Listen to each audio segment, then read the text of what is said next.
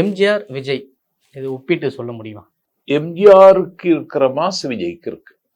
எம்ஜிஆருக்கு தான் இப்படி கூட்டம் வந்துச்சு. பெரிய குணம் இடைத்தேர்தல். நான் கல்லூரி மாணவனாக இருக்கும் பொழுது இடைத்தேர்தல் தேதி அறிவிச்சாச்சு. வேட்பாளர் அவருக்கு தம்பி கம்ப ராமகிருஷ்ணன். அவர் தான் இப்பவும் அங்கே எம்எல்ஏ. என் வயதை ஒத்த என்னுடைய நண்பர்களை எல்லாம் அழைச்சிட்டு வீடு வீடா போய் கிராமங்கள்ல எல்லாம் போய் திமுக ஓட்டு போடுங்கன்னு பிரச்சாரம் பண்ணிட்டு இருந்தோம். கலைஞர் பிரச்சாரத்துக்கு வர்றார். கூட்டம்னா கூட்டம் கூட்டம் மலைச்சிட்டேன் நான். இந்த மாதிரி கூட்டம் அப்பதான் அன்னைக்கு தான் பார்க்கிறேன். கலைஞர் வெற்றி பெற்றது மாதிரியே பேசிட்டார். எல்லாம் முடிந்து விட்டது, நெல்லை வீட்டுக்கு கொண்டு வந்து சேர்க்கிற வேலை தான் உங்கள் வேலை, எல்லாருக்கும் திமுக ஜெயிக்கணும். சரி போ, இன்னைக்கு இரவே போயிடும்டா அப்படின்னு சொன்னேன். டேய் நாளை எம்ஜிஆர் வராருடா, அவரையும் பார்த்துட்டு போகண்டான்னு சொன்னாங்க. நானே இருந்தேன். கலைஞருக்கு வந்த கூட்டத்தை விட 10 மடங்கு கூட.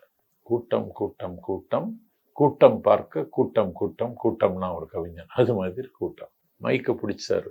திமுகவுக்கு அண்ணா திமுகவுக்கு நடைபெறுகிற சண்டை இல்லைன்னாரு. என்னடா இது? அடுத்து சொன்னார், எனக்கும் கருணாநிதிக்குமான போட்டி, நீங்கள் என் பக்கமா கருணாநிதி பக்கமா தீர்ப்பளிங்கன்னாரு. கதை முடிஞ்சு போச்சு. பேசுனது எவ்வளவுதான். ஆமா, திமுக தோத்துச்சு, அண்ணா திமுக ஜெயிச்சிடுச்சு. அதே மாதிரி ஒரு கிரவுடு புல்லர் லீடர் விஜய்.